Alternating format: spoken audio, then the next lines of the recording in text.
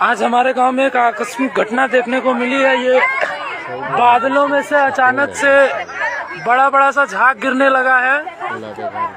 اب آسمان سے یہ پتہ نہیں کیا گر رہا ہے, اور گاؤں میں جگہ جگہ, ایک جگہ یہاں ہے, کچھ جگہ دیکھیے وہاں پہ لوگ کھڑے ہیں, وہاں پر بھی گر رہا ہے, اور آسمان سے بھی یہ جیسے بارش کے جیسے ٹپک رہا ہے.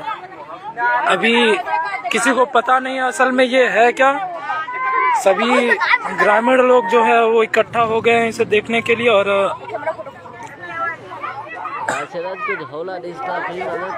یہ جو بھی چیز ہے اس میں جھاگ کافی ماترے میں ہے, اور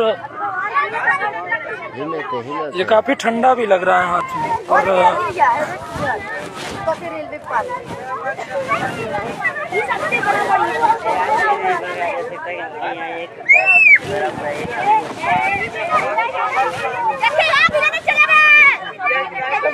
امریش چابی چابی چابی رکیے, ایک لائیو تصویر دکھاتے ہیں جو ابھی ریسنٹ میں گرنے ہی والا ہے, ابھی بہت زیادہ دور ہے نہیں.